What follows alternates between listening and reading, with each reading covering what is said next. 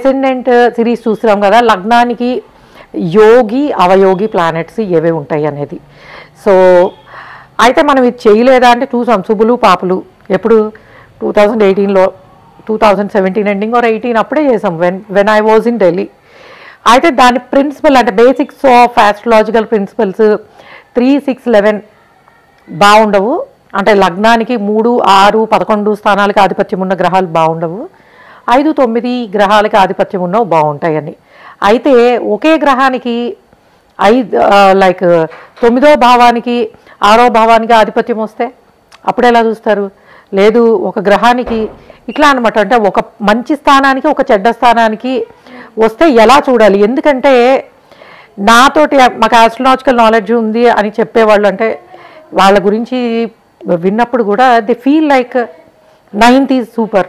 ఎందుకంటే నేను మొన్న మిథున లగ్నాన్ని చెప్పినప్పుడు కూడా పంచమాధిపతి శుభుడే, మరి వ్యయాధిపతి ఏమవుతారు అంటే ఒక శుభస్థానాన్ని తీసుకున్నప్పుడు ఇంకొక అశుభస్థానానికి కూడా లార్డ్షిప్ ఉంటే దాన్ని ఎలా చూడాలి అనేది నేను ఈ సిరీస్లో మీకు అర్థమయ్యేలా చెప్పాలనుకున్నది.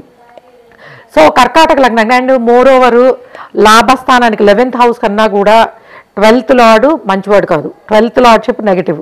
అంటే ముఖ్యంగా ప్రాక్టికల్లీ మనం చూసినప్పుడు 3, 6, 12 భావాలకి సంబంధించిన గ్రహాలు ఎక్కువ నెగిటివిటీని క్యారీ చేసే అవకాశం ఉంటుంది. దాన్ని బట్టి కర్కాటక లగ్నానికి ఎవరు మంచివాళ్ళు ఎవరు కాదు, ఎవరు 50% గుడ్ ఎవరు న్యూట్రల్, ఇలాంటి రిజల్ట్స్ మనం చూద్దాం. సో నెంబర్ 1 లగ్నాధిపతి చంద్రుడు మంచివాడు. సో ఇక్కడ నేను ప్లేస్మెంట్స్ దేన్ని చెప్పట్లేదు, లగ్నాత్తు ఎవరు మంచి ఎవరు యోగి ఎవరు అవయోగి అనేది చూస్తున్నాం. చంద్రుడు మంచివాడు బికాజ్ ఎందుకు, ఈజ్ రూలింగ్ లగ్నాధిపత్యం వచ్చి మంచివాడు. ఎక్కువ శుభస్థానంలో ఉంటే ఇంకా మంచి చేయొచ్చు. ఎందుకు, లగ్నం అనేది కేంద్ర కోణ స్థానం కాబట్టి. అండ్ రవి మారక ప్లానెట్ అవుతాడు, బట్ న్యూట్రల్. సో న్యూట్రల్గా ఉండే planet, he's not good, he's not bad. కానీ బుధుడు మటుకు 12వ భావానికి 3వ భావానికి ఆధిపత్యం ఉండి పరమ పాపి, అంటే పూర్తిగా అవయోగి అవుతాడు. హీఈస్ నాట్, హీఈస్ ఏ అవయోగి. అవయోగి అంటే ఆపోజిట్ అనమాట, అంటే నెగిటివ్ ప్లానెట్ అవుతుందని చెప్పచ్చు. ఇక శుక్రుడు 4, 11 భావాలకు ఆధిపత్యం ఉండి న్యూట్రల్, అంటే ఎస్ ఇల్లు కొనుక్కోవాలి, లాభం రావాలి, సంపాదించాలని ఎవరైనా అనుకుంటారు. కాబట్టి శుక్రుడు అవి ఇచ్చే ప్లానెట్, ఒక కంఫర్టబుల్ ఇల్లు, లాభాలు, ఫ్రెండ్స్ ఇవన్నీ ఇచ్చేవి. కాబట్టి శుక్రుడిని కూడా న్యూట్రల్, కొంతవరకు మంచివాడి కిందే తీసుకోవచ్చు. ఇంకా కుజుడు వచ్చేటప్పటికి ఈయన పూర్తిగా శుభుడు, యోగకారకుడు. ఎందుకు యోగకారకుడు? 5, 10 భావాలకి, 5 కోణస్థానం, 10 కేంద్రస్థానం, 5, 10 భావాలకి ఆధిపత్యం ఉండి ఆయన పూర్తి శుభుడు అండ్ యోగకారక ప్లానెట్ అని చెప్తారు. అయితే ప్లేస్మెంట్ని బట్టి ఇట్ డిపెండ్స్, ఇంకా మారచ్చు కొన్ని. కాకపోతే లగ్నాత్తు ఎవరు మంచి ఎవరు చెడు అని చూసుకున్నప్పుడు పూర్తిగా పూర్ణ శుభుడు యోగకారకుడు యోగి ప్లానెట్ అని చెప్పి మనకి యోగిస్తాడు అని చెప్పేది కుజుని కింద చెప్పచ్చు. ఇంకా గురువు గారు Jupiter, so he's ruling 9th house which is a కోణస్థాన. అందులోనూ శుభగ్రహాలకి కోణాధిపత్యం చాలా బాగుంటుంది. ఆయన న్యాచురల్ శుభగ్రహం కోణాధిపత్యం బాగుంది, 50% ఓకే ఇచ్చేద్దాం. What about the 6th? శుభగ్రహాలకి పాపస్థానాలకి ఆధిపత్యం వచ్చినట్టయితే అవి పాపత్వాన్ని పూర్తిగా ఇస్తాయని అర్థం. కాబట్టి ఇక్కడ 6th లార్డ్షిప్ రావడం వల్ల మనకి 9th లార్డ్షిప్ రావడం వల్ల ఏమో సగం మంచివాడు అవుతాడు, ఇక్కడ 6th లార్డ్షిప్ రావడం వల్ల సగం చెడ్డవాడు అవుతాడు. సో కాబట్టి ఎవరైనా కర్కాటక లగ్నానికి 9వ భావానికి ఆధిపత్యం ఉన్న, అంటే ఇప్పుడు 5వ భావానికి ఆధిపత్యం ఉన్న కుజుడు మంచివాడు, అట్లానే గురువు కూడా అని చెప్పడానికి వీల్లేదు. ఎందుకంటే అక్కడ కుజుడికి 5, 10 స్థానాలకు ఆధిపత్యం వచ్చింది, that is different.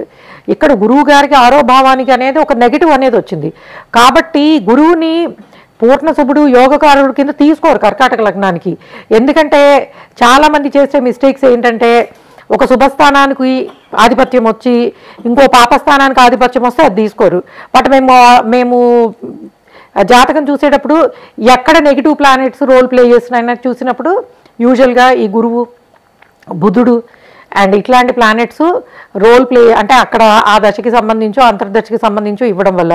Because people feel like గురు మహాదశ ఈజ్ కంప్లీట్లీ బెస్ట్ ఫర్ కర్కాటక లగ్న పీపుల్. అది కాదు. ఎందుకు 6వ భావానికి ఆధిపత్యం రావడం వల్ల ఆయన నెగిటివ్ కూడా ఇస్తాడు. అది వదిలేసి ఇది ఒక్కటే వస్తుంది, బట్ సఫర్ అవుతున్నప్పుడు ఎందుకు సఫర్ అవుతున్నామో తెలియట్లు గోచారంలో అవుతుందేమో ఇంకోటి అనుకుంటారు. రీజన్ ఏంటంటే మన హాఫ్ అండర్స్టాండింగ్ అనేది. అండ్ నెక్స్ట్ వచ్చేప్పటికి Saturn. Yes, Saturn ruling 7 and 8 houses. He's ఆయుష్కారక అండ్ మార్కా ప్లానెట్ కూడా అవుతుంది. బట్ సాటర్న్కి ఏంటంటే యూజువల్గా స్లో మూవింగ్ ప్లానెట్ కాబట్టి ఆయన్ని న్యూట్రల్ లేకపోతే we can take it as markka planet కింద తీసుకోవచ్చు. అంటే ఇప్పుడు ఏమైంది, కర్కాటక లగ్నానికి బుధుడు పరమపాపి, గురువు 50% పాపి, 50% మంచివాడు, కుజుడు చాలా మంచివాడు, అండ్ శుక్రుడు న్యూట్రల్. సో రవిని just we can take it as markka planet. So ఈ విధంగా మనం తీసుకోవాల్సి ఉంటుంది యోగి అవయోగి.